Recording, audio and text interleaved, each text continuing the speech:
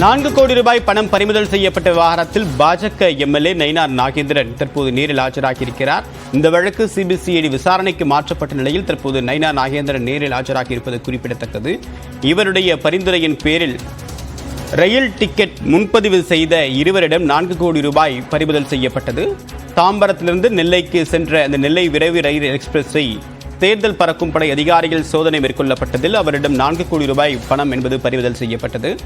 பயணம் செய்தவர்களுக்கும் நயினார் நாகேந்திரனுக்கும் தொடர்பு இருப்பதாக கூறப்பட்ட நிலையில் இது தொடர்பாக மேற்கொள்ளப்பட்ட விசாரணையின் போது சட்டமன்ற உறுப்பினரான நயினார் நாகேந்திரன் பரிந்துரை கடிதத்தின் பெயரில் அவர்கள் டிக்கெட் பெற்றிருப்பதும் உறுதி செய்யப்பட்டது. இந்த நிலையில் இந்த விசாரணை என்பது தொடங்கியிருக்கிறது. விவரங்களுடன் நம்முடைய சிறப்பு செய்தியாளர் வேல்முருகன் விவரம் என்ன? இன்னைக்கு இவர் ஆஜராகி இருக்காரு.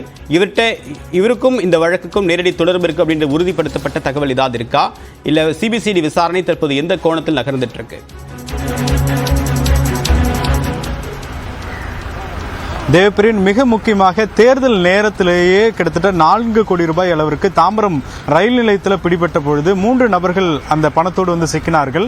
அந்த பணத்தில் கொண்டு வந்தவர்கள் வந்து டைமண்ட் ஹோட்டல், ப்ளூ டைமண்ட் என்ற ஹோட்டல் என்று சொல்லக்கூடிய எழும்பூரில் இருக்கக்கூடிய ஹோட்டல் இருந்து தான் அந்த பணம் வந்து இடமாற்றப்பட்டு ரயில் நிலையத்தின் மூலமாக திருநெல்வேலிக்கு கொண்டு செல்லப்பட்டதாக ஒரு புகாரானது அப்பொழுது எழுப்பப்பட்டது. அந்த புகாரின் அடிப்படையில் காவல்துறையினர் உடனடியாக அந்த இடத்துல வந்து நேரடியாக சென்று அந்த பணத்தை பறிமுதல் செய்து 3 பேரையும் கைது செய்து விசாரணை நடத்திய போது அவருடைய அந்த டிக்கெட், அதாவது அவங்க ரயிலில் பயணம் செய்வதற்கான அந்த டிக்கெட்ல வந்து இக்யூ என்று சொல்லக்கூடிய எமர்ஜென்சி கோட்டா அந்த டிக்கெட் அப்படிங்கிறது பொதுவாகவே சட்டமன்ற உறுப்பினர்கள், அமைச்சர்கள் இது போன்றவங்க வந்து கொடுப்பாங்க. அந்த ரயில்வே துறைக்கு வந்து பரிந்துரை கடிதம் போல கொடுப்பாங்க. அப்படி இக்யூ லெட்டர் மூலியமாக தான் அந்த 3 பேருடைய டிக்கெட்டும் வந்து உறுதி செய்யப்பட்டதாக முதற்கட்டமாக போலீசாருடைய விசாரணையில் வந்து தெரிவிக்கப்பட்டது.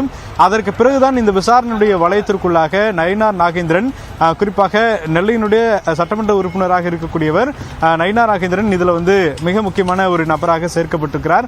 அதன் தொடர்ச்சியாக பல பாஜகவினுடைய நபர்களுக்கு ஏற்கனவே சிபிசிஐடியினுடைய சார்பில் வந்து சம்மன் அனுப்பப்பட்டு விசாரணை வளையத்திற்குள் கொண்டு வந்திருக்கிறாங்க. குறிப்பா இந்த 4 கோடி ரூபாய் எதற்காக கொண்டு செல்லப்பட்டது, தேர்தல் செலவிடுவதற்காக தற்போது இந்த பணம் கொண்டு செல்லப்பட்டதா, இந்த பணத்தினுடைய பின்னணி என்ன உள்ளிட்ட பல விஷயங்களை வந்து இந்த வழக்கில் வந்து விசாரிப்பதற்கு நயினார் நாகேந்திரன் அவர்களுக்கு ஏற்கனவே 3 முறை வந்து சம்மன் கொடுக்கப்பட்ட சூழலில் அவர் அப்பொழுது பிரச்சாரம் மற்றும் தேர்தல் அதே போல வந்து பல்வேறு பணிகள் இருப்பதாக வழக்கறிஞர்கள் வந்து நேரடியாக ஆஜராகக்கூடிய சூழல் இருந்தது. அதே போல இந்த வழக்கில் இன்னும் 2 பேருக்கு வந்து சம்மன் கொடுக்கப்பட்டது. ஒன்று வந்து பாஜகவினுடைய அமைப்பு செயலாளர் கேசவ விநாயகம், மற்றொன்று வந்து பாஜகவினுடைய பொருளாளராக இருக்கக்கூடிய சேகர், SR சேகர், இவங்களுக்கும் வந்து சம்மன் கொடுக்கப்பட்டது.